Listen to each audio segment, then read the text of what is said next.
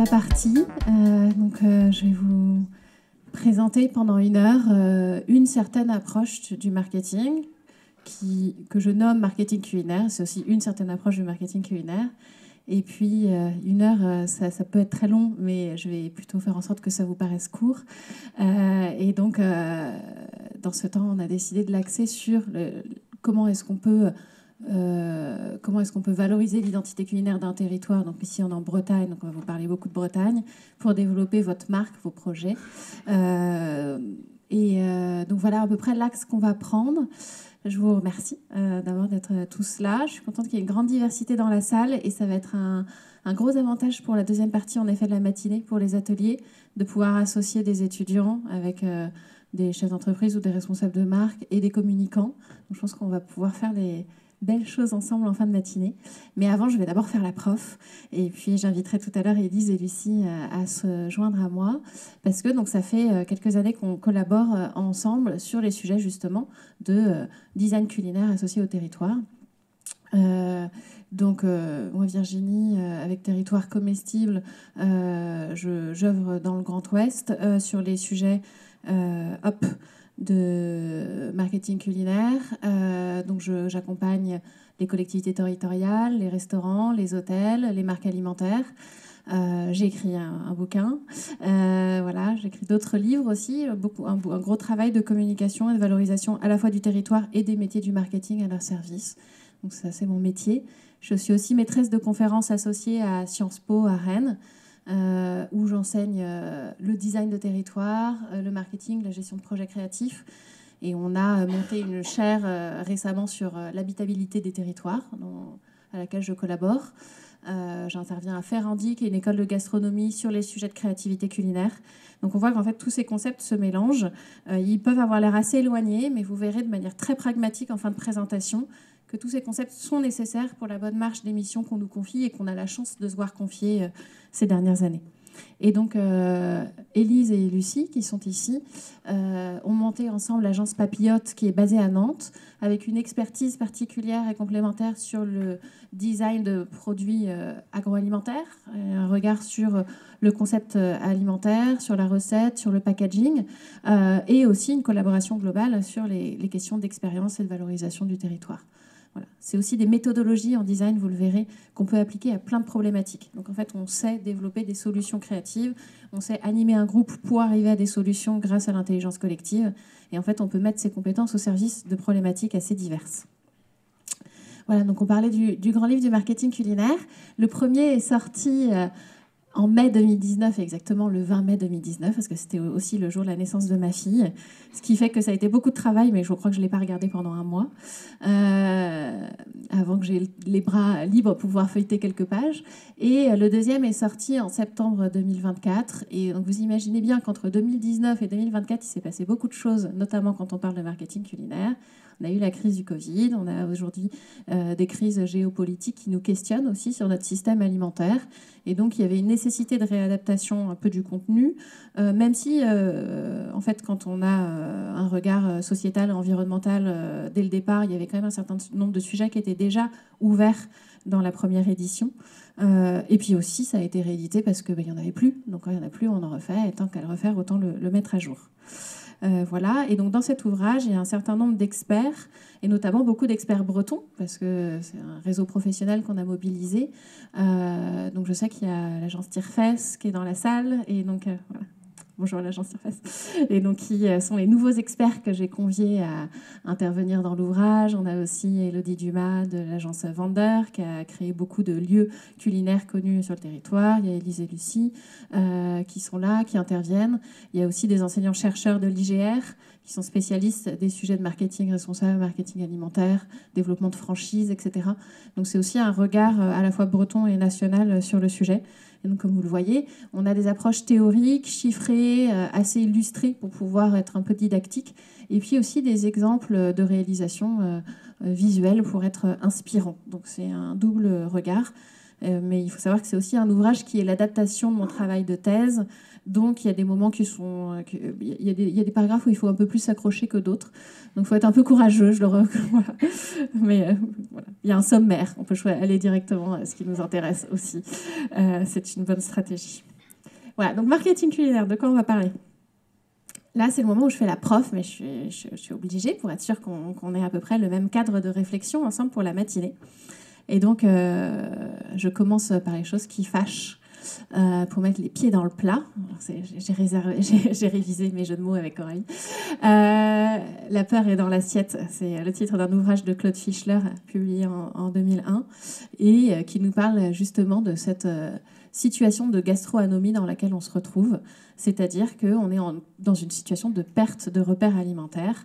Donc nomos, c'est le nom, anomie, c'est un préfixe aussi privatif qui dit qu'en fait on ne peut plus mettre de mots sur ce que l'on mange. On a perdu notre cadre de réflexion qui nous donnait, qui évitait en fait de se poser un certain nombre de questions avant. Qu'est-ce qui fait qu'on est en perte de repères? On a une surabondance alimentaire. Donc on doit faire face à une pléthore de choix, qu'on parle de restaurants, qu'on parle de produits alimentaires dans les supermarchés et de toute l'offre maintenant à laquelle on peut avoir en ligne. On a une individualisation des sociétés qui fait qu'en fait chaque comportement alimentaire au sein d'un foyer, au sein d'un groupe communautaire peut être individualisé. Donc tout peut être potentiellement remis en question et tout est hyper personnalisé. Donc c'est très intéressant pour répondre à un certain nombre de problématiques, notamment de santé, mais ça amène aussi à démultiplier les réflexions et à faire qu'on peut être un peu parfois paumé face à notre choix alimentaire. Et puis, on a une multiplication des discours sur l'alimentation avec des dimensions contradictoires. On a l'impression qu'un produit devient bien, mais en fin de compte, finalement, il y a tel résidu de plastique et en fait, il est plus comestible. Tel gras était le gras à valoriser et en fin de compte, il y en a un autre qui est meilleur, etc. Et donc, en fait, on ne sait plus quoi faire. Donc, le consommateur du 21e siècle n'a plus peur de manquer. Il craint désormais de mal manger. Ça, c'était les discours qu'on avait plutôt. Donc, on voit sur une base théorique plutôt des années 2000-2010. On voit bien que cette situation, elle est aussi évolutive, malheureusement. C'est-à-dire qu'on a quand même une paupérisation d'une partie de la population française. On a vécu des crises sanitaires. On a la menace des guerres et des conflits qui fait que cette peur de manquer est de retour. Donc, il y a un ajustement quand même dans les discours sur une forme de sécurité alimentaire qui est quand même dans l'esprit des gens et donc des consommateurs. Voilà, donc on a une individualisation de la société, des crises alimentaires qui induisent une gastronomie et qui elle-même va nous amener dans une situation de besoin de réassurance du consommateur. Okay. On verra tout à l'heure quels sont ces trois principes de socio-anthropologie qui nous font un peu mieux comprendre comment répondre à la situation de gastronomie du consommateur.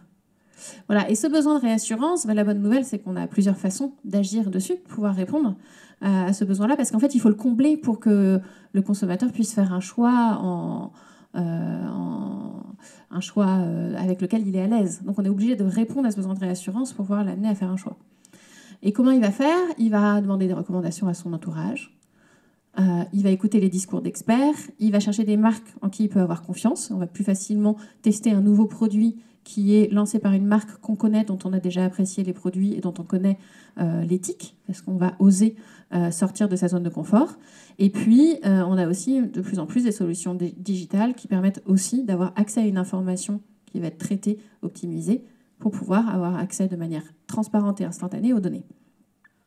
Voilà, donc on va développer un marketing relationnel. Quand on fait appel à l'entourage, les experts, etc., des personnes de référence sont importantes, plus juste et qui va être associé à des produits plus authentiques, plus transparents notamment. Donc là, très rapidement, dans mon travail de thèse, j'avais travaillé sur un écrit de Céline Galen qui parle des 5 dimensions du risque perçu. Et donc, comment est-ce qu'on peut y répondre? Et donc, en fait, comment est-ce qu'on va répondre à ce besoin de réassurance du mangeur? Et donc, moi, à droite, je propose une adaptation de ça dans la situation de restauration. Ce qu'il faut retenir, c'est qu'il y a 5 dimensions du risque perçu. On va essayer de développer la notoriété d'une marque ou d'un restaurateur ou d'une personne en qui on va avoir confiance. Et à partir de ça, on va pouvoir développer des produits innovants. On va mettre en avant l'approbation d'organismes privés, publics, et notamment les labels et tous les éléments de réassurance en termes de qualité. On va essayer de mettre en valeur l'expérience indirecte donc de la recommandation. On connaît quelqu'un qui a testé ce restaurant, quelqu'un qui a goûté ce produit et qui va pouvoir devenir un ambassadeur de l'innovation. On va aussi avoir une expérience directe, donc on va pouvoir le toucher, le sentir. On va pouvoir être mis dans une ambiance qui va nous bercer par les 5 sens et nous ouvrir à la découverte. Et puis, ce qui est absolument central et important, donner accès aux informations et donc développer la transparence autour du produit. Okay. Mais alors pour aller un peu plus loin et comprendre comment est-ce qu'on arrive notamment à des problématiques de design d'expérience en marketing, je vais faire un tout petit rappel rapide sur les 3 principes du mangeur. Donc ça, c'est une approche un peu socio-anthropologique du sujet, avec 3 concepts qui sont vraiment un peu le B.A.-ba du marketing culinaire, en tout cas tel que je l'enseigne aussi à mes élèves. Donc on a un principe qui est le principe d'incorporation et la pensée magique. Donc ça, c'est Claude Fischler en 96 qui l'introduit et qui nous rappelle, qui nous parle de cette citation « Deviens ce que tu manges ».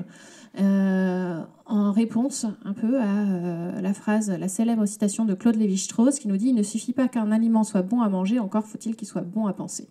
Et donc pourquoi c'est important? Parce que en fait, on peut estimer que l'alimentation c'est un bien de consommation. Quand on est dans un supermarché, on peut acheter des balais, on peut acheter des robes, on peut acheter des blocs de papier et des choses à manger.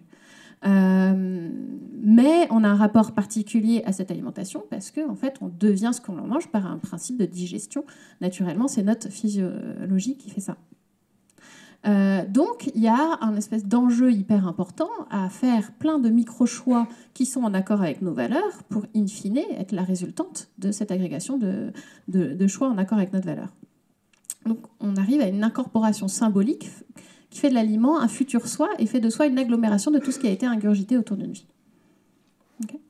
On a ensuite la pensée classificatoire. La pensée classificatoire, c'est faire la différence entre ce qui est comestible et ce qui est mangeable. Donc, ce qui est comestible, c'est ce qui n'est pas du poison, et ce qui est mangeable, c'est ce qui est socialement acceptable de manger. Et donc, ça dépend d'une temporalité, ça dépend aussi d'un territoire, et ça dépend aussi du groupe social auquel on appartient. Voilà, ça dépend de plein de choses. Et donc, c'est important de faire cette différence-là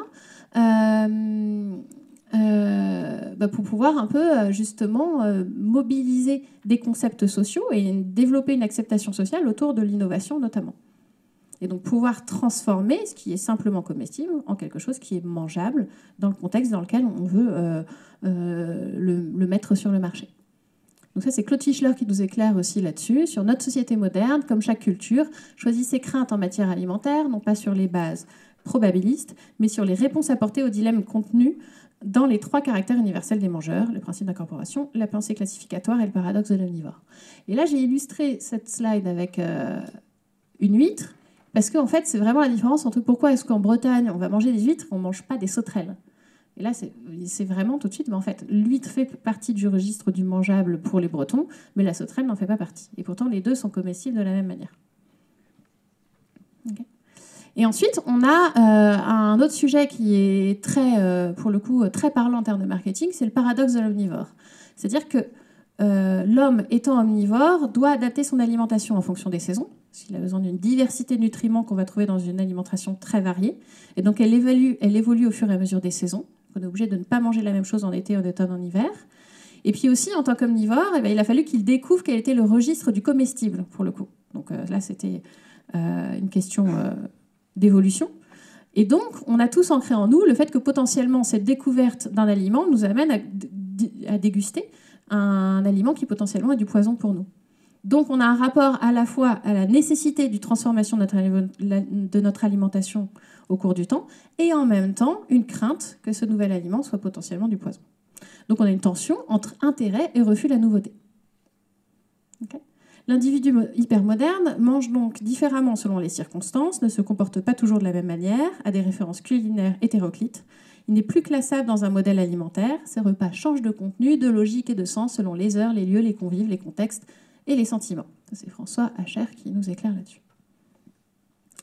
Donc si on reprend ça, et je ne vous ai pas détaillé tous les éléments, mais en gros, le principe d'incorporation nous amène à l'idée qu'on va devoir développer le symbolisme en marketing. Parce que là, ce que je ne vous ai pas dit, c'est souvent pour expliquer le principe d'incorporation, c'est de se dire qu'on va manger de la viande crue pour se donner beaucoup de force et qu'on va boire du thé vert pour se sentir léger. Et que, en fait, la simple souvenir d'une incorporation d'un aliment qui correspond à l'idée des propriétés qu'on veut se donner nous suffit. Donc il y a une forme un peu de cannibalisme dans ce rapport au principe d'incorporation, par exemple. Et donc on va développer le symbolisme en marketing. On va s'appuyer là-dessus. La pensée classificatoire, elle nous amène à faire attention aux codes sociaux, religieux, et soit à les prendre en compte, soit en fait à les transformer en tant que marque qui a un pouvoir sur une communauté. Et puis le paradoxe de l'omnivore, lui, il va nous amener toujours à travailler entre tradition et innovation. Et ça, c'est des choses que vous connaissez. C'est la fameuse épreuve de Top Chef qui fait toujours recette. Voilà. Et donc le marketing, en revanche, on est tous là. On sait bien que le marketing, son objectif, c'est de créer de la valeur. Okay. L'objectif, c'est un objectif de profitabilité. Et ça, c'est la vision plutôt classique du marketing, donc centrée sur l'entreprise. Le marketing veut dire profit. Mais on a aussi une nouvelle définition qui a été proposée en 2016 par l'Association française de marketing qui nous dit que c'est une vision spécifique des échanges. Ceux-ci doivent être équitables et impliquer la création de valeur pour chacune des parties prenantes, les individus, les organisations, les institutions. Donc ça, c'est plutôt cette définition-là que je vais conserver pour vous amener à notre réflexion sur le design et le territoire et la valorisation des entreprises territoriales. Si on prend l'approche classique, ça c'est pour les élèves, c'est bien que vous soyez là, comme ça justifie ce petit tableau. Voilà, la loi de l'offre et la demande. Voilà, on a un moment à laquelle on a un prix qui est acceptable pour un produit, et après on va aussi se poser la question de son coût de production. Donc il y a deux réflexions. L'objectif, c'est que on arrive à associer la demande et l'offre sur un marché en fonction du prix et la quantité. C'est pas du tout clair la façon dont j'ai expliqué, mais vous êtes expert, donc vous avez compris. Voilà. Et le marketing, eh ben, si on imagine qu'on a un coût de production ici, ben, le marketing, c'est la petite différence entre le prix de vente, la petite ligne bleue pointillée, et le coût de production, la petite ligne rouge. Et donc, on va essayer de créer une marge. On va créer de la valeur, ici, financière. Okay. Sauf qu'on va essayer de ne pas créer que de la valeur financière. C'est-à-dire que dans une approche classique du marketing, on apprend encore les 4 P de Kotler, je pense, à l'école. C'est-à-dire people, place, product et price, comme étant les 4 éléments centraux d'une stratégie marketing. En France, on disait l'emplacement, l'emplacement et l'emplacement. C'est encore le cas. Et parfois, l'emplacement, il est virtuel. C'est toujours le cas, en tout cas, la visibilité. Et puis, avec différentes étapes d'évolution du marketing, aujourd'hui, on arrive aussi à un marketing très ancré sur le bien-être, sur les émotions du consommateur. On va se poser la question de l'échange, de l'expérience, des émotions, mais aussi de l'éthique à la fois du consommateur à travers son engagement et l'éthique de la marque. Okay, donc ça, c'est les 5 E de Minter d'ailleurs. Ce qui fait qu'en effet, on arrive à une création de valeur qui n'est pas que financière. Et pour bien comprendre cette approche bien-être du consommateur, eh bien, il faut comprendre comment évolue son comportement alimentaire. Quels sont ses besoins, quelles sont ses attentes. Donc, on a plusieurs sujets que je ne vais pas détailler. Mais il y a toujours le prix, il est toujours central, le fameux rapport qualité-prix. Mais il y a la question de l'entre-soi qu'on a beaucoup vu comme étant une évolution des comportements alimentaires, mais une volonté de reconstituer une idée de foyer, de communauté, etc. La recherche d'expérience, la quête de repas sains et qualitatifs, etc. Et puis le manque de temps. Et donc ça, en fait, ça fait partie des concepts principaux auxquels va faire face notre consommateur. Et donc, comment est-ce qu'on va faire pour créer une valeur grâce au marketing sur le projet alimentaire? Est-ce qu'il va nous amener dans une approche plutôt du marketing culinaire? Eh bien, donc ça va être en mobilisant les concepts de culinarité. Donc ça, je l'explique de manière un peu plus organisée, mais c'est qu'on va faire face à un certain nombre de crises alimentaires, financières et sociales à laquelle on peut répondre de manière différente. Et en fait, cette crise sociale, qu'on peut être aussi une crise donc, de perte de repères alimentaires, etc., la meilleure façon d'y répondre, ça va être sur cet surenchantement par la culinarité. En fait, on a réussi à rassurer le consommateur avec la qualité et la traçabilité. C'est la première chose quand on a des crises alimentaires. D'abord dire, OK, mon produit, il est sans risque, vous n'allez pas vous empoisonner. Ensuite, on a réussi à recréer une valeur autre que financière pour dépasser la contrainte prix qui reste le sujet principal, avec une forme d'esthétisation du produit, de storytelling. On a vendu une expérience plutôt qu'un produit, etc. Et aujourd'hui, eh bien, on va inscrire le produit dans une approche culinaire. Alors, qu'est-ce que c'est que cette approche culinaire ? On le verra. Cet enchantement, en tout cas, par le culinaire, c'est le fait d'apporter une forme de surprise à une satisfaction initiale. La satisfaction en marketing, c'est la réponse, la satisfaction des besoins. On a besoin de manger pour ne plus avoir faim. On a besoin que ça coûte un certain prix. On a une demi-heure pour déjeuner le midi. On a répondu à nos besoins. Mais si en plus il y a un petit gâteau offert avec le café, que le serveur se souvient qu'on a eu une opération pour notre chien la semaine dernière, ou qu'il y a justement un engagement hyper écologique dans cet établissement et que c'est mis en avant et que je découvre un nouveau produit auquel je ne m'attendais pas, bah là j'ai une surprise qui répond à mes attentes, parce qu'il faut que cette surprise elle soit positive. Donc pour ça il faut bien connaître ses clients, savoir qu'est-ce qui va leur faire plaisir. C'est comme quand on fait un cadeau, il y a toujours l'angoisse de ce qui va plaire ou pas le cadeau. Donc ça, il y a une question d'intuition de l'entrepreneur. Et donc cette surprise perçue de manière positive va développer des émotions d'enchantement et de joie et va créer une situation de ravissement et créer la différence vis-à-vis des concurrents sur un marché. Et la culinarité peut nous y aider. Pourquoi ? Parce qu'on se souvient tout à l'heure qu'on disait il ne suffit pas qu'un aliment soit bon à manger, encore faut-il qu'il soit bon à penser. Et donc avec la culinarité, on va essayer de projeter le consommateur dans la perspective d'une consommation hédonique et holistique. Hédonique, ça veut dire, il faut se dire que ça va être bon. Il ne faut pas oublier que la base, c'est que ce soit appétant. On se dit, ah ouais, ça va être bon. Et ensuite, holistique, qui va répondre notamment à 4 dimensions qui vont être la qualité, la créativité, le savoir-faire et le partage. Ça, c'est une formulation que j'ai essayé de faire avec mes 3 années de thèse sur le sujet, en disant à chaque fois qu'on a quelque chose qui est perçu comme étant culinaire et pas juste alimentaire, en fait, c'est parce qu'on est plongé dans ces 4 dimensions, qualité, créativité, savoir-faire et partage. Okay. Donc ça, je ne vais pas rentrer dans les détails, mais voilà, chaque élément peut faire référence à plein de choses. En revanche, je vais rentrer dans le détail de cette photo qui est, elle, très appétante. J'ai mis celle-ci de manière choisie, c'est mieux. C'est parce qu'en fait, on n'est pas que dans la gastronomie quand on parle de culinaire. En fait, ici, cette pomme de terre, il y a un taillage, il y a un geste, donc un savoir-faire, qui va induire une cuisson assez particulière avec des textures croustillantes et fondantes. Et donc là, on va dans le plaisir. On sait que au départ, c'est un déterminant initial, le plaisir. On a le savoir-faire, on a le partage, parce qu'on voit que c'est hyper convivial, chacun va pouvoir se servir, etc.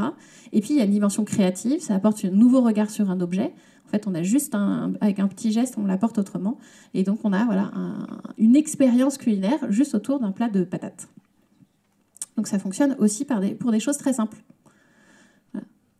Donc, on voit bien que la dimension plaisir de l'alimentation, on peut avoir la socialisation, la nutrition, le plaisir, il y a plein de choses qui font que l'on mange. Dès qu'on a la dimension plaisir et qu'on apporte les 4 dimensions de la culinarité, donc la qualité, la créativité, le partage, on va pouvoir ensuite nous amener, à travers le partage, donc élément central de la culinarité, aux questions de commensalité. Et donc ça, c'est important, c'est-à-dire, quand je parle de culinarité, je commence toujours par parler de plaisir, il faut que ça ait l'air bon, et je termine toujours par parler de commensalité, il faut que ça donne envie de le partager, de passer un bon moment avec des copains, les copains avec qui on partage le pain, et les commensaux avec qui on partage la table. Voilà. Et sauf que là, aujourd'hui, on va vous parler de design. Donc, je vais vous faire une petite introduction d'une demi-heure sur le sujet avant de vous parler de design. Parce que nous, notre métier aujourd'hui, c'est d'être designer. Mais en fait, on conçoit le design comme étant à la source du marketing. C'est-à-dire si une offre est bien conçue, si un produit est bien conçu, si un lieu est bien conçu, et bien en fait, il va être beaucoup plus facile de le mettre en marché. Et donc, le design, il est vraiment central et même en fait essentiel dans le sens où il est primaire dans la stratégie marketing. Alors, c'est quoi le design ? Le design, c'est associer le fond et la forme. C'est associer le dessin DE2SEIN avec le dessin DE2SIN. Okay ? Et donc là, je vais vous lire cette longue définition de l'Association française des designers, qui est à la fois éclairante et un peu perturbante, parce que vous verrez qu'on peut mettre beaucoup de choses dans le design. Le design, c'est un processus intellectuel créatif, pluridisciplinaire, humaniste, dont le but est de traiter et d'apporter des solutions aux problématiques de tous les jours, petites et grandes, liées aux enjeux économiques, sociaux et environnementaux. Il est potentiellement présent partout, en adéquation avec les modes de vie, les valeurs et les besoins des êtres humains, utilisateurs ou publics. Le designer contribue à la création d'espaces, à la communication de messages visuels et sonores, d'interfaces, à la production de produits et de services, afin de leur donner un sens, une émotion, une identité et d'en améliorer l'accessibilité ou l'expérience. On voit qu'il y a eu beaucoup de monde autour de la table et qu'il y a beaucoup de mots à caser dans cette définition. Moi, ce que je retiens en tout cas, c'est que le designer, il développe une méthode pour répondre à des problématiques de manière créative. En fait, c'est ce qu'il sait faire. Et en fonction de son savoir-faire opérationnel, il va être designer graphique, il va faire des images, il va designer des sites internet ou il va designer des tables. Mais en tout cas, tous, il y a une problématique et grâce à une méthodologie de design, ils vont réussir à y répondre de manière créative. Okay. Vous connaissez probablement aussi le design à travers le design thinking. Donc là, c'est juste pour recadrer les choses. Et donc notamment, en fait, cette capacité justement à développer des solutions de manière créative à travers des phases successives de divergence et de convergence. C'est-à-dire, on ouvre le regard, on imagine tout le champ des possibles, et ensuite on choisit une option et on la resserre et on se demande quelle est la meilleure façon de la réaliser. Voilà. Ça, c'est ce dont vous devez entendre parler dans vos organisations ou à l'école, etc. C'est aussi l'approche du designer, et ça fait partie justement des méthodologies qu'on va adapter et mettre en œuvre à toutes les problématiques qui nous sont soumises, vous verrez derrière. Mais le design, quand on parle de design culinaire, là vous allez voir que les problématiques, elles peuvent être à la fois très simples et très complexes. C'est-à-dire qu'une des sources du design, ça peut être par exemple en 1908, alors que la forme est toujours similaire, Theodor Tobler qui crée la première barre de Toblerone. C'est une forme qui a l'air très contemporaine aujourd'hui, qui est très disruptive, comme on pourrait le dire dans certains milieux, parce qu'en fait, il casse les codes complètement de la tablette de chocolat. Mais en fait, le fait de changer la forme induit un geste différent et donc une expérience de consommation différente. Okay. Et après, en 1983, on a Giorgetto Giugiaro, vous m'en voudrez pas pour la prononciation, qui décide la pâte Marie pour Barilla. Et donc lui, si je me trompe pas, c'était un designer industriel, plutôt aéronautique, automobile. Okay. Et donc ça ressemble à une hélice, mais du coup il n'y a pas d'hélice dans l'automobile. Non, ça ressemble à un joint de voiture, c'est ça, exactement, le joint au caoutchouc de la voiture. Et donc en fait, il s'inspire de cette forme-là, mais cette forme-là, elle a un super avantage en culinaire, c'est-à-dire qu'elle permet de capter la sauce et donc d'avoir une pâte qui est très enrobée à la dégustation. Donc voilà, ça peut être pour répondre à des problématiques d'expérience de partage ou de dégustation. Le design culinaire aussi, c'est des choses très simples comme les questions de conservation et de transport. Parce que en fait, le fromage, c'est du lait et c'est un moyen de conserver le lait, notamment quand il est produit dans les montagnes, dans les pâturages, et qu'on ne peut pas déplacer toute cette quantité de lait frais et inonder la France du lait frais. Donc en fait, le fromage, c'est une façon de le conserver, aussi en fonction des saisons, etc. Et après, la forme du fromage, notamment ces grosses meules, bah, c'est pour pouvoir en fait transporter le fromage très dense, donc très lourd, et pouvoir le rouler d'un endroit à l'autre. Donc il y a une question en fait, très pratique dans le design. Et après, il y a plein d'autres choses. En fait, le design alimentaire, il peut répondre à des problématiques de goût et de texture. La gaufre, c'est vraiment ça. C'est une base de pâte qu'on peut utiliser à quelque chose près pour faire des crêpes, pour faire des pancakes, etc. Mais en fin de compte, c'est la façon dont on va le cuire qui va changer la mode de dégustation et puis la texture du croustillant et du fondant aéré de la gaufre. C'est une question de ritualisation et de fonction aussi. Donc le petit beurre qu'on peut tous consommer différemment, on commence par les côtés où on mange les bords. C'est un rapport aussi culture et symbolique où là on voit des inspirations latines pour la pâtisserie. Et puis identification, reconnaissance, qu'on peut jouer d'ailleurs avec ce jeu. C'est-à-dire on peut aussi manger des choses qui ne sont pas ce à quoi elles ressemblent. Et donc ça, c'est la folie de la pâtisserie en trompe-l'œil. Okay. Donc voilà pour le design. Et si vous vous souvenez tout à l'heure, on parlait de marketing, on disait qu'il allait falloir créer une valeur qui était autre que financière pour répondre aux besoins de réassurance du consommateur, à ses attentes de bien-être, etc. Et donc, comment est-ce que le design va nous aider à créer de la valeur avec une expérience culinaire holistique ? Ça, c'est les 4 dimensions de la culinarité. Donc le design, il va nous permettre d'axer sur la réassurance, montrer par la forme que le produit correspond bien à nos attentes, qu'il est transparent, qu'il est de qualité, etc. Et répondre à la recherche de nouveautés, à proposer le produit de manière innovante, à imaginer des recettes innovantes et d'en répondre à ce besoin-là. Okay. Donc, il va nous permettre de jouer sur cet axe tradition-innovation qui est vraiment au centre de l'innovation alimentaire et culinaire. Okay. Alors, comment on fait là-dessus ? On va travailler à la fois sur l'esthétique, l'esthésie et l'éthique culinaire. Okay, ça, c'est fait exprès pour les dyslexiques, je suis désolée. Et donc, c'est l'enfer, cette slide. Mais en même temps, ces trois concepts, ils expliquent bien notre sujet. Donc, on a une offre esthétique, on va donner envie, on va mettre en appétit, ça, je vous l'ai déjà dit, il faut d'abord que ça ait l'air bon. On a une expérience holistique qui mobilise les 5 sens. On va chercher ce qu'on appelle une synesthésie, c'est-à-dire que toutes les sensations doivent entrer en symbiose. Et c'est pour ça que j'illustre ça avec l'opéra. Pour moi, en fait, un restaurant, une expérience au restaurant, quand elle est réussie, c'est comme un bon opéra. On a tous les sens qui racontent la même histoire et qui nous plongent dans une émotion qu'on va vivre. Et puis chaque émotion est un peu exponentielle et on a une sensation d'émotion exacerbée à la fin. Et puis la dimension éthique, on va essayer de construire une expérience qui a du sens. Donc c'est une éthique partagée avec le consommateur et la marque, mais aussi toutes les parties prenantes.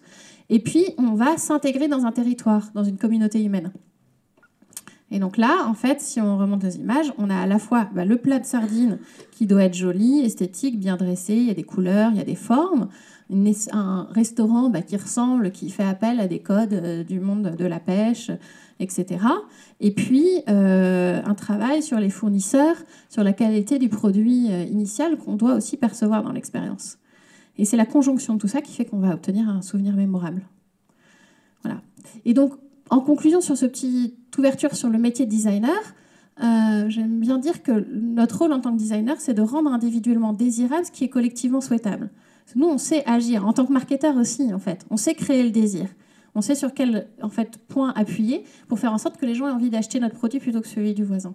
Mais en fait, ça, si on continue de faire ça juste au service de nos marques, en fait, on va créer pour chacune des sociétés plus de valeur financière, mais collectivement, on n'a pas intérêt à ce que les activités de marketing et les expertises en marketing se développent si ce n'est que pour créer la valeur financière. En revanche, si cette activité de marketing, elle permet de créer de la valeur là où il y a des projets qui sont collectivement souhaitables et qui ont un impact sociétal et environnemental sur notre société et notre environnement, eh bien, on a des belles heures devant nous. Voilà, donc ça c'est la façon dont on conçoit notre métier de designer et notamment de designer culinaire. Donc en fait, on aboutit à une assiette comme ça, mais cette assiette comme ça, elle va avoir un impact notamment sur les problématiques en amont d'impact sur la ressource halieutique et de valorisation du savoir-faire local. Voilà, donc je ne sais pas si c'est ça une vraie équation d'un projet de design réussi, mais on a toujours donc d'abord le produit alimentaire, qu'est-ce qu'on mange, et on va associer la forme et l'usage, le fond et la forme, le dessin et le dessin, et on va l'intégrer dans un territoire culinaire, donc on va essayer de créer une expérience qui s'inspire de l'identité du territoire. Et si on fait ça, on a une création de valeur partagée, parce que les entreprises qui développent des concepts basés sur l'identité du territoire, elles le valorisent, et inversement, plus le territoire est valorisé, plus on a intérêt à le mettre en avant dans sa politique de communication. Et ça, on l'a bien compris chez Produits en Bretagne, on l'a bien compris de manière générale en Bretagne aussi, parce qu'en général, on est fiers d'être breton, individuellement et collectivement. Okay. Ça fait beaucoup d'infos, hein, mais je sais où je vais. Vous allez voir. Okay. Donc, en fait, cette identité culinaire d'un territoire, c'est une source de valeur partagée pour tous les acteurs de la filière, les entreprises, les collectivités territoriales, les habitants, les touristes. Tout le monde sera fier de vivre, manger et consommer breton, parce que manger, c'est incorporer un territoire. Et donc ça, c'est une citation de Jean Brune, qui est géographe, qui était titulaire d'une chaire de géographie humaine au Collège de France. Et en fait, j'adore cette illustration. Vous verrez pourquoi. C'est pour ça que vous allez voir que tout se relie. Ça, c'est une illustration de Mathurin Méheux, qui est un artiste du début du XXe siècle, qui a illustré la faune et la flore bretonne. Il a un très beau musée qui est ouvert au Haras national de Lamballe. Et donc, c'est lui qui illustre la couverture du manuel de géographie, cours supérieur. Et donc, c'est intéressant de voir que le manuel de géographie est illustré par justement les métiers de la pêche. Et donc, en fait, le savoir-faire, la filière alimentaire, elle dessine nos territoires. Et donc, tout ça, que ce soit le packaging, l'histoire de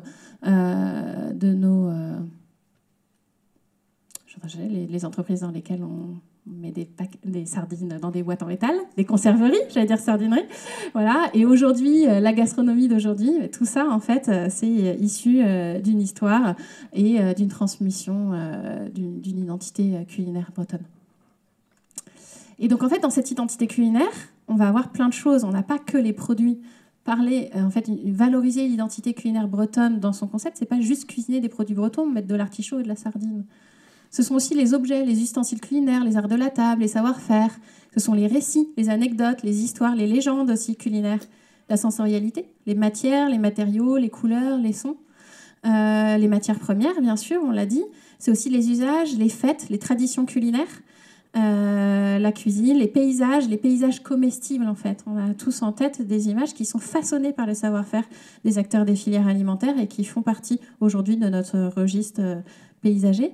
Et puis les lieux, les adresses gourmandes, les spots de dégustation, etc. Et tout ça, ça permet de faire une idée un peu d'un inventaire. On a tous en tête un répertoire de ce que serait que l'identité culinaire bretonne.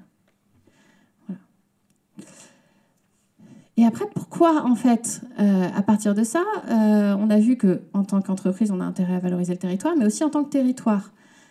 Pourquoi on le fait en tant que territoire ? Parce que, en fait, la gastronomie, si on regarde les choses dans l'autre sens, la gastronomie, c'est un des critères de choix principaux d'un choix d'une destination touristique. Donc, on va manger, c'est incorporer un territoire, mais aussi découvrir un territoire se fait à travers l'acte de manger. Okay, donc 47% des Français déclarent que la cuisine locale joue un rôle important dans le choix des destinations des vacances. C'est tout ce qu'on va en Italie, certes, pour voir les musées et découvrir les œuvres des grands peintres, mais aussi beaucoup pour boire un spritz et manger de la pizza. Okay. Et la cuisine locale, c'est un des objectifs aussi de découverte. 74% des sondés déclarent aimer et avoir la curiosité de goûter des nourritures typiques et des plats traditionnels des pays qu'ils visitent. Alors ça nous questionne en tant que designer, c'est-à-dire, mais du coup, s'ils veulent de la nourriture typique et traditionnelle, en fait, quel niveau d'innovation on va faire ? Mais en fait, il y a toujours un travail, soit pour justement sortir la vraie tradition et la raconter autrement, soit justement pour mixer tradition et innovation, pour pouvoir à la fois transmettre un héritage et s'adapter aux nouvelles attentes et comportements des consommateurs. Okay ? Donc marketing culinaire et marketing territorial sont intimement liés, et en particulier dans le type d'accompagnement que nous on réalise en ce moment, où on voit qu'il y a un vrai besoin. Ça sert à quoi de faire du marketing culinaire pour le territoire ? Quand on voit qu'il y a des problématiques liées au tourisme, notamment, on a un problème de saisonnalisation du tourisme, où en fait on va avoir un afflux de touristes à l'été, et puis l'hiver un peu moins, donc ça induit des modes de vie, des modèles économiques complexes, une difficulté aussi à recruter des saisonniers, etc. Eh bien, on va pouvoir déconcentrer l'activité touristique dans le temps. Et on va pouvoir mettre en avant des saisons qui sont hors saison. Donc, en fait, en Bretagne, par exemple, on n'a jamais communiqué vraiment, on commence à le faire, sur la saison de l'huître. En fait, l'intérêt de la saison de l'huître, c'est que du coup, il faut venir en Bretagne en hiver. Et en hiver, il y a plus de place, il y a moins de bouchons. Et puis, voilà. Donc il y a des choses intéressantes là-dessus, à trouver en fait d'autres éléments saisonniers qui vont pouvoir capter l'envie de venir. Les grandes marées, ça devient intéressant parce que les grandes marées, il y en a toute l'année, et donc là on arrive à capter les gens à toute saison. Je vois qu'il y a quelqu'un qui adapte des grandes marées au fond de la salle. Voilà, donc il y a aussi la fête des grands vins de Bourgogne à Beaune, etc. Donc créer l'événement hors saison pour pouvoir un peu répartir le flux. C'est aussi déconcentrer l'activité touristique dans l'espace. C'est-à-dire, en fait, sortir du tourisme hyper littoral, grâce notamment aux fermes qui se visitent et qui vont accueillir des gens dans quelques kilomètres des côtes en particulier, ou les marais salants de Guérande qui permettent aussi en fait, d'aller visiter ce qu'on appelle l'arrière-pays, écarté des hauts lieux touristiques. Et donc là, en pleine saison, on va pouvoir répartir les flux, ce qui est une vraie problématique de territoire. Et tout ça, ça nous amène à créer des nouvelles expériences, et des expériences qui peuvent être elles-mêmes un modèle économique, mais qui peuvent être aussi au service de produits alimentaires plus larges. Donc elles peuvent être aussi valoriser un produit, ou elles valorisent un territoire, ou elles font les deux en même temps. Donc on va avoir des nouveaux concepts de restauration et puis de dégustation. On va avoir des ateliers de cuisine qui sont repensés avec différents types de formats, des ateliers autour de la food, on va apprendre à faire les choses nous-mêmes, des expériences sauvages de cueillette, de découverte des plantes sauvages comestibles, des ateliers de fabrication, beaucoup avec la bière, les visites de producteurs à la ferme, les food tours qui se développent pas mal, et puis les food trips et les parcours, où là on va carrément programmer un week-end, une semaine ou des vacances entières à la découverte de l'identité culinaire d'un territoire. Mais là, il faut faire attention à ça. Ok, c'est bien de pouvoir mobiliser l'identité culinaire du territoire dans sa stratégie marketing. Il y a quand même 3 choses à laquelle on voudrait faire attention. C'est éviter l'uniformisation, la folklorisation et la non-adaptation aux changements auxquels on va devoir faire face. Quand je parle d'uniformisation, je parle notamment, par exemple, du menu enfant. Dans tous les restos, on va manger des nuggets frites ou du steak haché frites. Et puis les adultes, ils ne seront pas beaucoup mieux, ils mettent juste du pain autour et ils mangent des hamburgers. Mais en fait, dans tous les restos, aujourd'hui, on a un hamburger, alors qu'en fait, on ne raconte pas le territoire. Certes, on peut un peu choisir les produits qu'on met dedans, mais c'est parfois un peu décevant.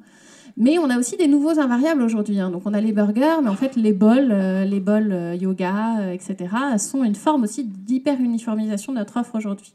Et donc comment est-ce qu'on fait pour comprendre les attentes, répondre aux tendances, parce qu'on a un objectif quand même de marketing et de rentabilité, tout en affirmant son individualité.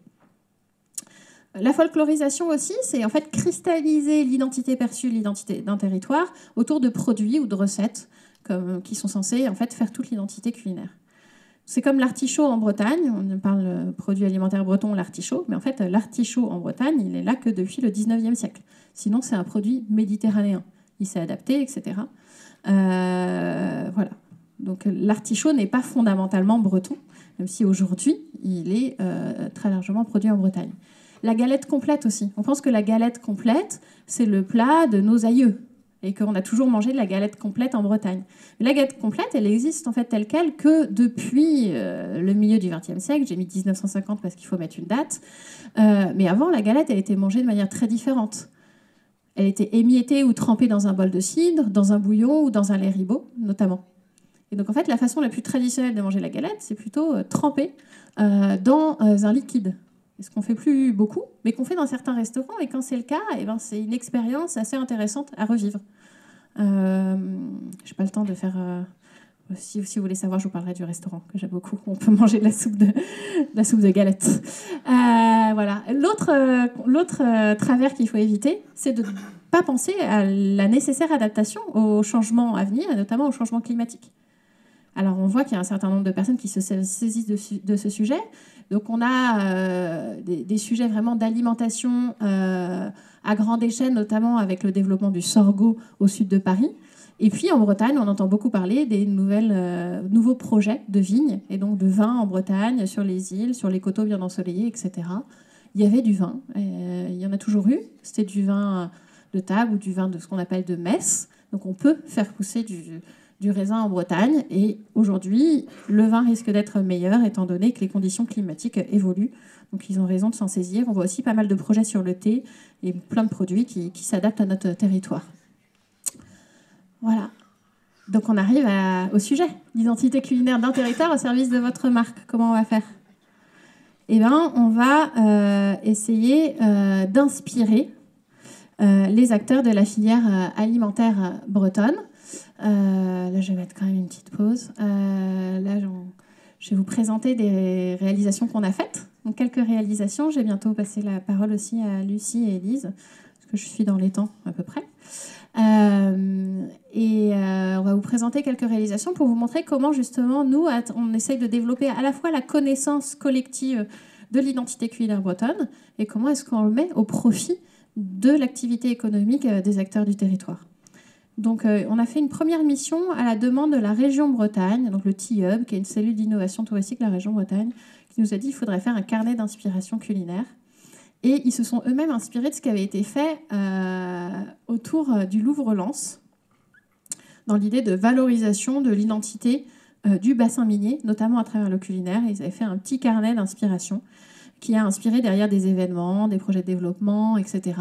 Et donc la région se dit, en fait, eux, ils ont réussi à faire un super truc là-bas. Et nous, en Bretagne, on est encore avec notre moule frite et notre galette complète. Donc qu'est-ce qu'on va pouvoir imaginer ? C'était une mission d'envergure parce qu'on a travaillé, comme vous le voyez, donc sur 10 destinations touristiques bretonnes, qui sont un découpage fait par le comité, par le service tourisme de la région. Et sur chacune des destinations touristiques, on a organisé des ateliers de co-création. Donc là, c'est des méthodologies qu'on organise sur une journée pour réussir à définir quels sont les éléments marquants de l'identité. Chacun arrivait avec des objets, comme vous le voyez là. Donc on a fait une espèce de collection d'objets collectif de ce qui pouvait représenter l'identité du territoire. Culinoir. Ça fait trop de fois culinaire et territoire. Là, voilà. Et puis on développe des petits jeux. Donc comme là, vous allez faire un petit jeu. On fait des jeux de cartes, on fait des tableaux, etc. Donc c'est un peu l'atelier pâte à sel. Mais c'est un atelier pâte à sel qui est très organisé parce qu'on sait où on veut arriver. Là où on veut arriver, en fait, c'est à développer à formuler des clés de développement pour le territoire. Donc là, je pense à la destination Quimper-Cornouailles, où on avait 2 clés de développement, tradition créatrice et audace et liberté de faire. Et de ces clés de développement, qui sont en fait des espèces d'axes identitaires pour un territoire, on va en définir des planches d'inspiration. Donc la tradition créatrice À Quimper-Cornouailles, c'est la délicate dentelle, c'est le crase, la galette, la crêpe là-bas, fragile et craquante. Et puis, c'est surfer sur la conserve, avec la tradition de la conserve et le surf sur un point de Finistère. Et ça va nous amener, en fait, des concepts qui vont nous amener à avoir des idées créatives. Et pour chaque territoire, on a fait ça. Donc, c'est vraiment un gros travail d'animation et de synthèse. Et ensuite, on arrive avec un certain nombre de planches d'inspiration que vous avez ici et qu'on a imprimées ici. Vous allez pouvoir les utiliser pour l'atelier tout à l'heure. Ces documents-là, ils sont disponibles en ligne si vous tapez Carnet d'inspiration culinaire Bretagne. Vous pouvez les télécharger gratuitement. Ils sont réalisés par le Comité régional du tourisme. Et on ne s'est pas arrêté à l'ouvrage. Et c'est ça qui est vraiment génial en tant que designer. C'est-à-dire qu'on est content de faire un beau livre et de faire des jolies choses. Puis ces jolies choses qui sont la traduction d'un travail collectif. Mais ce travail-là d'inspiration, il amène à des réalisations concrètes. Et donc aujourd'hui, nous, on est envoyés par la région Bretagne à la demande des restaurateurs qui veulent être accompagnés pour les aider à créer des plats signatures qui valorisent leur identité et qui racontent le territoire dans lequel ils sont installés. Donc Élise et Lucie vous en parleront plus tout à l'heure. Et moi, je vais parler de celui que j'ai fait là, qui est la crêpe rocher avec de l'algue. Et donc, on a essayé de recomposer, par exemple, le lichen sur la crêpe. Et donc, on a en fait une association de saveurs qui fonctionne très bien, qui faisait un peu peur aux restaurateurs au départ, mais avec un lemon curd bien acidulé et des croquants de chocolat blanc, la crêpe fonctionne plutôt bien. Voilà. Mais donc, je vous laisserai en parler plus. Voilà, on a eu d'autres projets. C'est une autre façon d'accompagner les restaurateurs. Là, je vais aller très vite, mais on a Julien Enotte, qui a un restaurant gastronomique à Dinard, qui propose de manger la mer, un engagement éco-responsable hyper local. Et on a un copain en commun qui s'appelle Benoît Guillot et qui cultive le poivre de Sichuan. Et sauf que le poivre de Sichuan, il n'est pas de Sichuan. Et donc, comment est-ce qu'on fait pour en fait l'intégrer dans la recette, enfin dans sa cuisine, en mettant en avant le fait que c'est un super produit hyper local et que c'est un peu rare d'avoir accès à un poivre de Sichuan fabriqué localement. Donc la petite blague, c'est du coup le poivre de chez soi, ce qui est impossible à dire. Et comment est-ce qu'on va associer les deux ensemble? Donc on se pose la question, on regarde les carnets, on s'inspire. Julien me dit, moi j'aime bien cette plonge d'inspiration, j'aime bien l'idée d'infuser les épices, j'aime bien les objets, le mortier, etc. J'ai envie de mettre les épices au cœur. J'aime bien le geste autour des épices, voilà, qu'il se passe quelque chose à table. Je voudrais créer un rituel. Je voudrais mettre en avant les produits bruts. Je voudrais mettre en avant la qualité du sel associé aux algues. Donc là, il s'inspire plutôt d'une planche présalée qui s'inspirait de la baie du Mont-Saint-Michel. Et puis, il voit des petites cuillères à épices qu'on avait mises là, qui sont faites par une céramiste à Cancale, et il se dit, mais en fait, j'adore cette forme, etc. Donc, on part avec toutes ces inspirations, et qu'est-ce qu'on va faire de ça? Donc, on essaie de faire un rituel autour de la Saint-Jacques, qu'on va vouloir cuisiner intégralement. Elle est forcément pêchée en apnée en bord de Rance, parce que ça correspond à son engagement. Et on va faire quelque chose avec le poivre, l'algue nori et la fleur de sel, savamment sélectionné. Donc il y a un travail de création, on va imaginer différentes formes de mortier, on va imaginer différentes associations de saveurs, etc. On arrive avec l'idée de se dire en fait, quand on mélange l'algue, le sel et le poivre, on arrive à des taches de gris, de noir et de blanc qui correspondent vraiment au granit. Et le granit, c'est aussi hyper ancré dans le territoire. On va pouvoir avoir un double regard esthétique sur le sujet. Donc, dessiner l'objet, imaginer le rituel, en se disant, tiens, la Saint-Jacques, on va prendre le blanc, on va faire un élément de dégustation de la Saint-Jacques et on va saupoudrer le mélange sur cette Saint-Jacques. Et après, il nous reste les bardes de Saint-Jacques, une fois qu'on n'a pris que le blanc. Donc, qu'est-ce qu'on va faire avec les bardes? Et quand on a utilisé les graines du poivre du Sichuan, on a les feuilles. Et là, ce qui est intéressant, c'est ce qui va permettre de créer de la valeur perçue. Parce que du poivre de Sichuan, on peut l'acheter, mais sauf qu'on n'a jamais les feuilles fraîches du poivre de Sichuan, parce qu'il vient du bout du monde. Et c'est bien parce qu'il est produit juste à côté qu'on peut infuser des feuilles fraîches de poivre de Sichuan. Et donc là, c'est une expérience unique qu'on pourra vivre que chez Julien. Et donc, on fait une infusion de bardes de Saint-Jacques avec une feuille de Sichuan directement versée devant le client.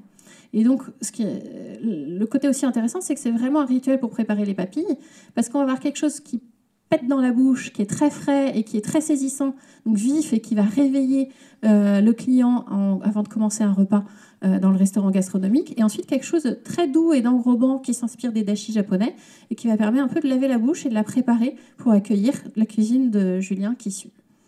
Donc c'est quelque chose de simple, qui correspond à ses valeurs d'abord, qui est inspirant esthétiquement et qui permet aussi de renforcer l'expérience au restaurant. Et après, il y a une question de réalisation, c'est-à-dire, ok, c'est bien de faire des dessins, mais il faut que ce soit réalisable. Donc après, on va faire des tests avec la céramiste, Moana, on va tester différentes formes, différentes largeurs de trous, etc. pour que, en fait, jusqu'au dernier détail de la réalisation en design, on ait une expérience satisfaisante. Voilà. D'autres sujets rapidement. Je vous parlais de Mathurin-Méheut tout à l'heure. Je ne sais pas si vous vous souvenez, la couverture du manuel de géographie. Eh bien, je sors avec une super équipe, avec Gilles Barat et Julien Hénotte, le chef du Castelbrac, et Germain Herriot, le photographe, un bouquin le mois prochain qui va s'appeler Mathurin-Méheut, contempler et cuisiner la mer. Et donc ensemble, on a imaginé des recettes qui s'inspirent de ces œuvres. Et donc, on traduit en fait les œuvres par des croquis culinaires et ensuite qui sont réalisés en cuisine. Et on voit aussi les différentes étapes. C'est-à-dire qu'on ne réalise pas exactement ce qu'on imagine parce que le designer, il travaille aussi sur le concret. Et c'est pour ça que c'est très important d'aller jusqu'au bout pour pouvoir tester la capacité à réaliser les idées. Donc voilà les autres types de réalisations qu'on peut faire où on associe vraiment à la fois la créativité culinaire d'un chef et donc d'une marque, le Castelbrac, et les inspirations du territoire, pour les produits, mais aussi pour sa dimension culturelle.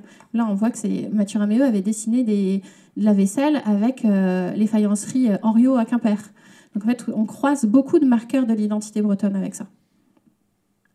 Et puis, l'artiste a aussi dessiné les paysages bretons, etc. Donc c'est des inspirations croisées voilà, qui racontent la Bretagne avec un certain regard. Je vous propose de présenter vos travaux, Lucie et Élise. Et, je vous laisse aussi, le temps que vous montiez sur scène, je vous laisse dans quelques minutes, on passera aux questions-réponses. C'est le moment de commencer à y réfléchir. Parce que là, on vous présente plein d'inspirations. Et ensuite, la question sera, voilà, qu'est-ce que ça réveille chez vous, tout ça? Merci. Bonjour à tous. Effectivement, nous, on va vous parler quelques minutes de la suite à ce carnet d'inspiration culinaire qu'on a pu faire pour la Bretagne. Et la suite, c'est évidemment d'aller sur le terrain, dans les restaurants et d'accompagner des chefs bretons dans la réalisation de plats signatures. Donc de plats qui vont à la fois traduire leur ADN à eux, l'ADN propre du restaurant, mais aussi l'ADN du territoire auquel ils appartiennent. Donc on commence avec la destination touristique Bretagne Sud, Golfe du Morbihan, donc avec un restaurant à Damgand qui s'appelle le Bistrot de la Mer. C'est un bistrot qui, en fait, donc on a, en termes de méthodologie, peut-être que je vous explique quand même, on a passé une journée sur place au départ pour comprendre justement leur façon de fonctionner, peut-être leurs ingrédients phares, leurs petits signes distinctifs, les choses qu'ils ont envie de transmettre à leurs clients et qui fait qu'ils sont reconnaissables. Et on discute avec eux sur la base du carnet d'inspiration, sur justement les choses qui peuvent les inspirer. On commence à faire une petite créativité ensemble. Et nous, on repart avec toute cette matière, tous ces éléments-là, pour vraiment pousser la créativité et leur proposer des concepts, donc des concepts comme ce qu'on peut voir là en croquis. Et puis, donc généralement, on leur propose quand même un certain nombre de concepts, une dizaine, une quinzaine, des fois une vingtaine. Et là-dedans, on fait bien sûr des choix. On prépare et on anticipe une séance de prototypage. Et ensuite, voilà, on y retourne une journée complète pour justement essayer de réaliser ensemble les concepts qui ont été imaginés, avec bien sûr en live des adaptations nécessaires, des improvisations aussi des fois qui nous donnent envie ou qui viennent sur le moment. Donc c'est aussi ça qui fait qu'on arrive à des choses intéressantes à la fin. Donc ici, cette première idée autour des coquillages dont on se sert comme contenant. Et donc il y avait une volonté de travailler sur des amuse-bouches dans ce restaurant, donc avec une identité, comme je le disais tout à l'heure, très florale du restaurant. Ils utilisent beaucoup de fleurs issues de leur jardin. Et donc voilà, on a essayé de travailler l'univers de la fleur, mais à travers des pétales en forme de coquillage. Et donc aussi ce travail autour du sable et des ondes, donc pour rappeler l'aspect marin. Toujours dans le même restaurant, et là issu de la planche donc sable, que vous voyez tout en haut. Donc cette idée en fait d'avoir le grain de sable, et le grain de sable qu'on peut traduire de plein de manières différentes et qu'on peut utiliser aussi de plein de manières différentes. Au départ, on avait vraiment voulu recréer un paysage dans l'assiette avec ce littoral, ces plantes comestibles qui étaient vraiment au bord du littoral. Et finalement, en le testant, on a fait, et en testant plusieurs choses, on a rebondi et on a plutôt travaillé le sable comme crumble et comme justement avec des langoustines qu'ils avaient vraiment envie de mettre en valeur. Et donc, et comme si finalement elles émergeaient un petit peu des eaux avec ce sable autour. Donc c'est là où on a un exemple où on retravaille vraiment le concept initial et on s'adapte. Un autre territoire, donc là c'était Côte de Granit Rose, Baie de Morlaix, où là on est vraiment sur les nuances de rose et puis les ondes en termes de planches d'inspiration. Et donc on a travaillé sur ce fameux oignon rose de Roscoff qu'on a farci avec là pour le coup de l'andouille et des abats. L'objectif était de valoriser en fait un savoir-faire charcutier qui était vraiment propre au restaurant pour le coup, qui s'appelle De Port en Port. Et donc, en travaillant sur cet oignon, on reste sur des teintes de rose, on reste sur ces rouelles de l'oignon qui rappellent justement ces ondes et ces nuances, et puis on travaille sur un dressage qui raconte vraiment cette histoire-là. Et pour poursuivre justement sur ce même territoire, on est vraiment à cheval entre le Trégor et le Léon, dans cette zone-là, avec cette rivalité qui persiste encore aujourd'hui, et au centre, la rivière de Morlaix, sur lequel justement, le restaurant en l'occurrence est vraiment situé sur le bord de la rivière. Donc on était vraiment à l'épicentre de cette rivalité, donc on a voulu travailler un plat à saucer pour le coup, pour changer un peu justement le rituel. Ils font des super pains maison en plus là-bas, donc on voulait mettre en valeur aussi ça. Avec justement un côté Trégor, un côté Léon, la rivière au milieu. Et voilà, on l'a travaillé avec justement tout ce que signifie chacun de ces deux territoires, avec quelque chose de beaucoup plus rugueux d'un côté, beaucoup plus jovial et festif de l'autre.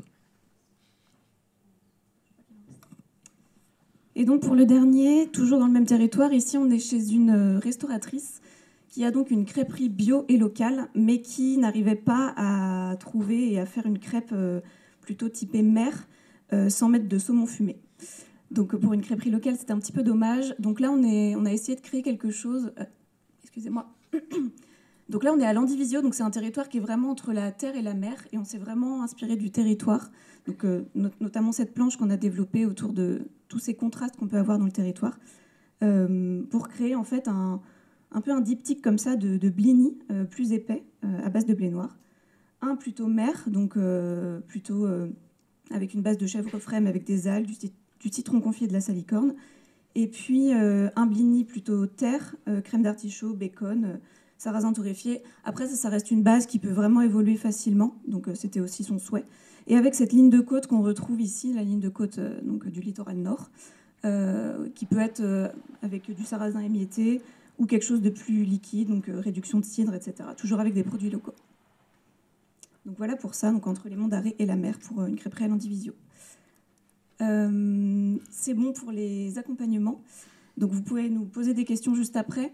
Simplement un dernier projet qu'on est en train de mener avec Virginie pour la Baule, enfin le territoire La Baule, presqu'île de Guérande. Donc un projet assez conséquent de un an et demi. Donc une mission assez importante et peut-être plus. Pour un territoire en fait qui a déjà 2 sites remarquables du goût, donc les marais salants que tout le monde connaît bien sûr à Guérande, et puis les Bouchots pour les moules de Pénétin. Mais néanmoins un besoin en fait d'affirmer cette identité culinaire par différents moyens qu'on va développer pour eux. Et donc cette mission a commencé déjà par une formation design culinaire et puis un atelier coopératif auquel certaines personnes ont participé. Qui s'est déroulé le 9 septembre. On est en plein dedans. Donc dans l'idée de récolter vraiment toute la matière, un peu comme ce qu'on a fait pour la région de Bretagne, où en fait chacun, donc ça va être des pros, des producteurs, des restaurateurs, des créatifs, des experts du territoire, du patrimoine, etc. Chacun vient avec des objets vraiment identitaires, donc ça peut être des lieux, des éléments, des matières premières, des produits locaux. On va faire vraiment tout cet inventaire qui va nous derrière nous servir pour dresser un peu la charte culinaire du territoire. Donc voilà, le projet commence, mais va vraiment s'étaler sur plusieurs mois, donc affaire à suivre. Merci beaucoup, et donc à vous pour les questions.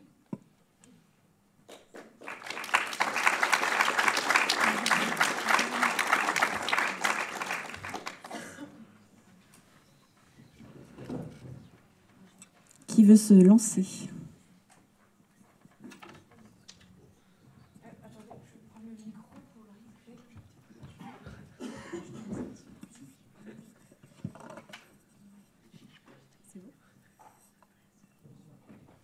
Ok, bonjour.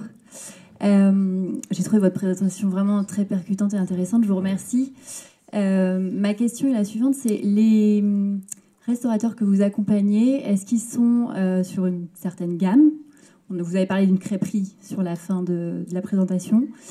Vous parliez du menu enfant et du traditionnel steak frites. Sur la côte, en tout cas, on a souvent l'impression que ce sont les brasseries qui se remplissent. Cet été, la Saint-Jacques, elle a été servie dans toutes les brasseries. Moi, je ne comprends pas trop ce point de vue de servir un produit qui est préservé hors saison. Donc voilà, ma question, c'est surtout ça. C'est comment on peut aussi faire changer les restaurants qui se remplissent le plus en apportant plus de local. Parce que voilà, le coût matière d'une brasserie n'est pas le même que l'assiette du Castelvrac, par exemple. Peut-être que je commence un premier bout de réponse sur justement l'accompagnement de restaurateurs. C'est un dispositif qui a été mis en place par la région Bretagne et donc qui est accessible à tout restaurateur qui en fait la demande. Et après, il y a une sélection, effectivement, sur la base de certains critères, notamment d'engagement éthique, d'ambition à faire mieux et à s'engager envers le territoire.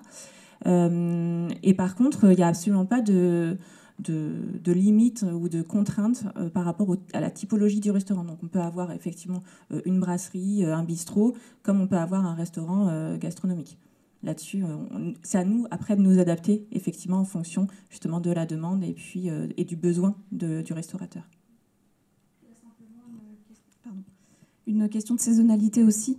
Pour avoir accès à ce dispositif, il faut être ouvert au moins 8 mois dans l'année, je crois, pour éviter en fait ce phénomène de concentration touristique et jouer aussi sur des restaurants qui fonctionnent toute l'année. Voilà. Justement, dans le cadre de ce parcours, ce qui est hyper intéressant, c'est que ça rend accessibles les méthodes de créativité et de design à des restaurateurs qui n'y ont pas accès.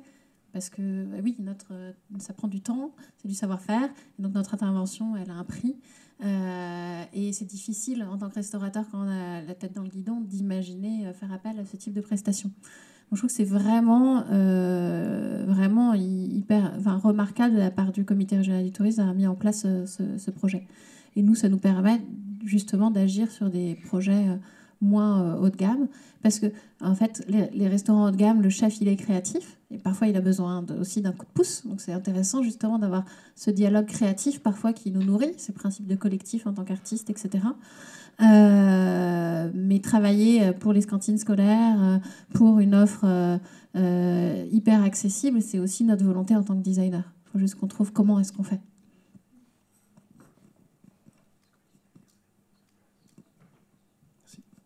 Bonjour, je m'appelle Brieg Olivier. Alors, moi, je voudrais savoir si on se met dans la peau d'une marque, comment est-ce qu'on peut mener ce type de démarche. Alors déjà, est-ce que vous avez des exemples de marques qui ont fait ce type de démarche?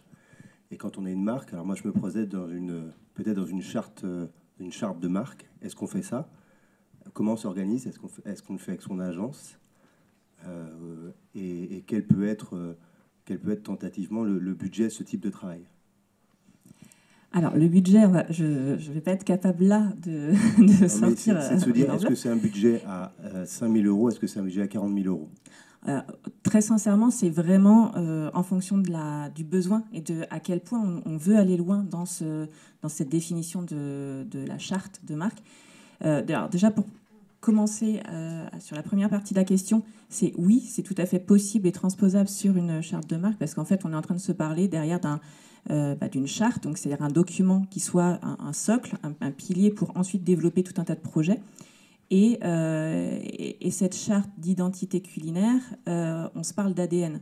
Donc quand on va chercher au travers d'ateliers les éléments qui vont être identitaires d'un territoire et donc qui vont représenter l'ADN du territoire, en fait, on peut tout à fait avoir cette même démarche auprès d'une marque. On va aller chercher d'autres éléments, évidemment, mais l'idée, c'est quand même de capter par les personnes qui travaillent au sein de l'entreprise et qui connaissent la marque, qui l'ont potentiellement créée ou qui la côtoient ou qui la diffusent, voilà, qu'on soit capable de répertorier finalement ce qui va être l'ADN fort de la marque. Et derrière, il y a cette bascule. C'est toujours là que la magie un petit peu opère, c'est qu'il y a cette bascule vers, ok, donc à partir de cet ADN, comment on transpose ça en culinaire. Donc oui, c'est possible. Après, est-ce qu'on veut avoir Est-ce que c'est très stratégique et donc on veut avoir un gros socle pour derrière, sur 10 ans, déployer tout un tas de projets? Là, c'est peut-être quand même un projet d'envergure. Donc là, on va peut-être dans des budgets un peu plus importants. Ou est-ce qu'on a déjà une vision opérationnelle en ligne de mire et on est sur quelque chose d'un périmètre assez précis, et là, on peut être un peu plus efficace. Donc c'est pour ça que voilà, ça dépend vraiment du périmètre. Est-ce que vous avez des benchmarks ou des réalisations de ce type de travail déjà ? Hors restauration, en fait. Oui, nous, on travaille pour pas mal de marques. Alors après, avec toujours des problématiques hyper singulières, hein, chacune, donc on s'adapte. Mais oui, on a... oui, j'ai plus tout en tête. Mais n'hésitez pas à aller sur notre site, donc agencepapillote.com. Vous verrez, on a tout un tas de références, donc à la fois Grand Ouest, région parisienne. Voilà, on peut avoir accompagné des grands groupes comme des plus petites structures. On aime bien cette pluralité justement d'accompagnement. On peut en rediscuter. Pour différents types de projets à l'arrivée, ça peut être oui, du concept un peu plus global, de l'expérience, du produit, du pack, de la marque. Voilà. Merci.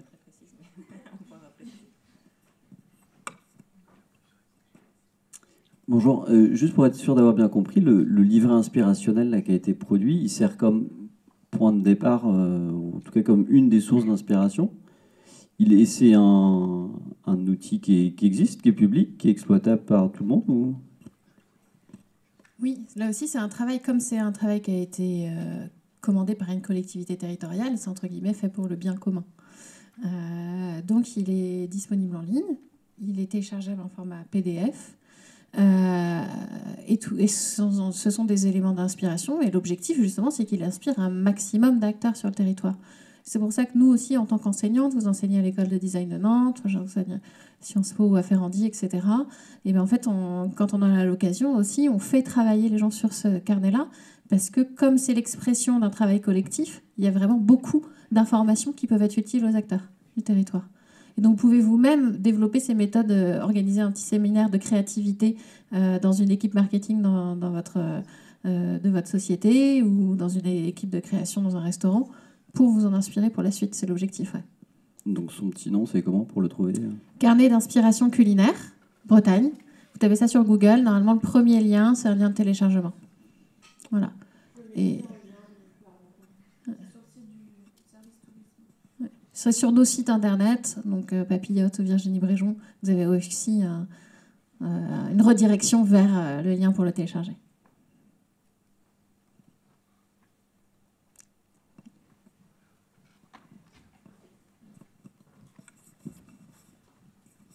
Merci. Déjà, merci pour la présentation que j'ai trouvée très intéressante. Et puis bon, vous nous avez mis en appétit. Là, je me retournais vers les étudiants. Je me disais, c'est difficile, là, ça commence à être compliqué. Donc, bravo pour toutes ces présentations et puis ces photos qui sont effectivement très appétissantes et très inspirantes. Moi, j'ai une question sur comment est-ce que les restaurateurs, en fait, ensuite font évoluer, c'est-à-dire leur plat, leur assiette, leur menu, parce que là, il y a un gros travail qui est fait sur un plat signature. Est-ce que ça les entraîne dans une dynamique d'évolution plus globale de leur plat et puis en fait, de leur identité, quoi. Voilà. Alors, je commence, mais en fait, ce qu'on vous montre là, c'est ce qu'il y a de plus visuel à montrer dans tout l'accompagnement qu'on fait pour eux. En amont de ça, comme le disait Lucie, il y a une journée d'immersion. Et en fait, le but, c'est de faire un peu un audit du restaurant. Donc en fait, déjà, on donne plein de clés et de pistes à creuser pour le restaurateur. Ensuite, on en creuse certaines, nous, avec des idées et des concepts qu'on va dessiner, puis réaliser. Il y a déjà toute cette base d'audit qui est en fait une base de connaissances et des axes de travail pour le restaurateur. Oui, juste pour compléter, en fait, ce qu'on essaye aussi de travailler, alors c'est pas forcément valable sur toutes les idées, mais quand on peut, on essaye aussi d'avoir des concepts de plats signature qui en fait sont transposables en termes de saison. C'est-à-dire qu'un modèle, typiquement le plat à saucer, on se dit, voilà, en fait, il y a l'idée d'avoir les deux, le Trégor, le Léon, au milieu de la rivière de Morlaix. Mais en fait, les ingrédients peuvent varier en fonction aussi de la disponibilité, de ce qu'il a envie de travailler et de la saison. Donc voilà, l'idée, c'est de pouvoir jouer avec une espèce de template de plat et ensuite venir finalement adapter. Et puis peut-être juste pour compléter, pendant cette première journée d'immersion, on fait un peu une mini-formation à la créativité avec un peu ce que vous allez faire en fait. Et donc derrière, le chef, il peut ensuite continuer ce travail en se dégageant un petit peu de temps bien sûr, peut-être avec ses équipes, le service, les autres employés, etc. pour peut-être continuer ce travail à d'autres moments de l'année par exemple. Désolée pour ces réponses en ping-pong, mais pour répondre à la question de Briac tout à l'heure, d'ailleurs, on fait une mini-formation à la créativité, on leur donne un template et on leur fait une mini-charte avec la liste des ingrédients, des couleurs, des matières, des inspirations du territoire, qui est faite un peu à la volée parce que c'est une intervention express. Mais en fait, ils ont déjà leur registre de mots-clés qu'ils vont pouvoir ensuite combiner pour imaginer les recettes ou les projets à venir. Donc en fait, cette méthode, on essaye de toujours la mettre en œuvre parce qu'on estime qu'on est obligé de passer par là pour avoir des propositions qui sont cohérentes. Voilà, c'est juste qu'après, on va plus ou moins dans en effet le détail ou la granulométrie du sujet. Voilà.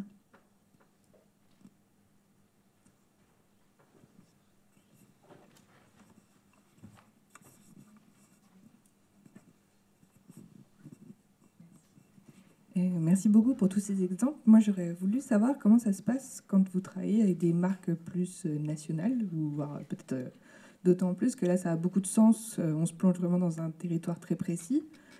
Comment est-ce qu'on peut l'adapter justement pour donner du sens, mais à quelque chose peut-être plus national, ou donner du sens au niveau national sur un territoire précis? Je ne sais pas trop comment ça se passe. Je ne travaille pas pour les marques nationales. En fait, je l'ai fait, mais c'est très personnel. Mais en fait, je sais pas, j'ai l'impression que j'ai trouvé un sens à mon métier. Ça me passionne de découvrir la culture bretonne. À chaque fois qu'on me questionne sur le sujet, j'aime bien plonger dans les bouquins, j'aime bien associer la dimension historique, patrimoniale, esthétique, etc. et créative. Et donc, en fait, je trouve qu'il y a déjà beaucoup de travail. Alors bon, la Baule, Presqu'île de Guérande, Loire-Atlantique, Bretagne, on est OK, on a des projets en Normandie. Donc on peut ouvrir un peu sur le Grand Ouest. Mais en tout cas, moi, à titre personnel, et puis je pense qu'il faut connaître quand même un peu le territoire. C'est-à-dire que ça demande vraiment une sensibilité au territoire. Il y a ce qu'on appelle un peu les signaux faibles, mais en fait, il faut savoir les percevoir, les comprendre, les extrapoler pour en faire des pistes créatives. Alors certes, comme il y a un travail d'intelligence collective, on se nourrit des connaissances des personnes qui sont mobilisées. On n'a pas besoin d'être expert du sujet, mais on a besoin d'être sensible au sujet. Et donc à titre personnel, comme je n'ai pas vocation à faire vivre une agence avec 20 salariés, je choisis les missions qui correspondent exactement à cet ADN et cette expertise. Pour vous, c'est un peu différent, je pense, parce que vous avez deux expertises. Oui, effectivement, nous, on accompagne les marques nationales aussi, mais c'est presque un petit peu deux volets différents entre le design, l'identité culinaire et l'accompagnement de territoire et l'innovation alimentaire pour les marques. Donc voilà, on a ces deux activités en parallèle et typiquement, nous, on n'arrive pas à faire de choix, on ne veut pas faire de choix parce que voilà, on est à l'aise et on est épanoui dans les deux. Et pour répondre à votre question de marque nationale, moi, j'ai tendance à me dire qu'il faut quand même qu'il y ait un sens à ce qu'une marque nationale se raccroche à un territoire. Et si elle se raccroche à un territoire, il faut que ce soit un territoire précis, il faut qu'il y ait une justification, une légitimité à pouvoir s'appuyer dessus. Donc voilà, tout dépend du territoire dont on parle. Mais alors, ça peut être deux cas de figure. Soit, effectivement, il y a un attachement très fort à une région, voire une localité assez précise. Et donc, on peut capitaliser dessus et on peut travailler soit sur une innoproduit, sur un discours aussi de marque, sur pourquoi pas même une opération événementielle. Enfin voilà, il y a plein de choses à faire, des activations comme ça. Ça peut être aussi une marque nationale, on a vu le cas, qui avait envie de lancer une gamme propre à un territoire. On voit souvent recettes bretonnes, ou enfin voilà. Donc ça, c'est aussi possible.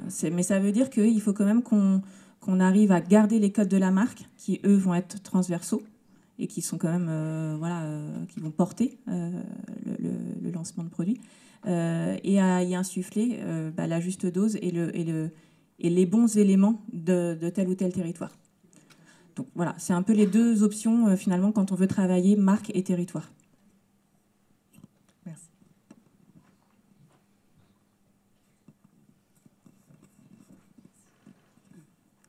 Bonjour, merci beaucoup déjà pour la présentation, c'était hyper intéressant. Pour rebondir sur la question précédente, moi je m'interroge justement sur les écueils qu'on peut avoir en tant que marque quand justement on a cette fameuse revisite où on va aller chercher un territoire culinaire qui vient d'un autre pays par exemple, mais pour autant l'adapter en tant que marque nationale des matières premières qui seraient françaises. Quels sont les écueils dans lesquels il ne faut pas tomber justement entre... On ne veut pas mentir sur notre façon de fabriquer ou en tout cas les référentiels culturels qu'on va aller chercher sur une innovation produit et en même temps tenir compte du fait qu'il y a des adaptabilités qui sont liées aussi à la marque et les complexes autour d'une marque nationale.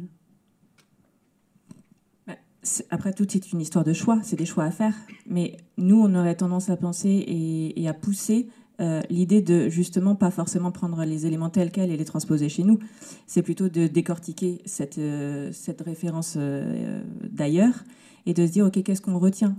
On va plutôt, souvent on associe ça à un rituel, à une façon de manger, à éventuellement des formes ou une disposition d'une recette. Et nous on aime mieux aller vers cette transposition vers du local et de dire comment cette recette-là, je la reproduis, mais avec des ingrédients d'ici au maximum. Et en fait, il y a plein de choses qu'on peut faire. Et c'est là où on a quelque chose qui va être innovant, qui va être rassurant aussi pour le consommateur, puisque on a justement cette provenance qui est un peu plus... avec un circuit de production et d'approvisionnement qui est plus court. Et puis, on retrouve ce côté donc rassurant, mais innovant, parce que justement, il y a cette adaptation. Et donc, on propose quelque chose de différent aussi des autres. Oui, je trouve que c'est une dialectique qu'on voit beaucoup maintenant. Les produits d'ici, les recettes d'ailleurs, etc., se formuler d'une manière différente, mais ça fonctionne bien. Et en fait, ce sont des marqueurs de goût qu'on va avoir, notamment quand on va condimenter la cuisine ou les recettes. On va avoir des pestos, on peut faire des pestos de roquettes sauvages, d'ail des ours, de plein de choses, ou même d'algues. Et en fait, c'est l'idée du produit qui est intéressante, et donc l'inspiration d'ailleurs, en effet, mais toujours ancrée ancrée dans le territoire dans lequel on est. Ça permet aussi d'éviter la transposition un peu littérale et folklorique parfois, qui peut participer à installer un cliché autour d'une gastronomie d'ici ou d'ailleurs, et qui raccourcit parfois toute la richesse qu'elle peut avoir.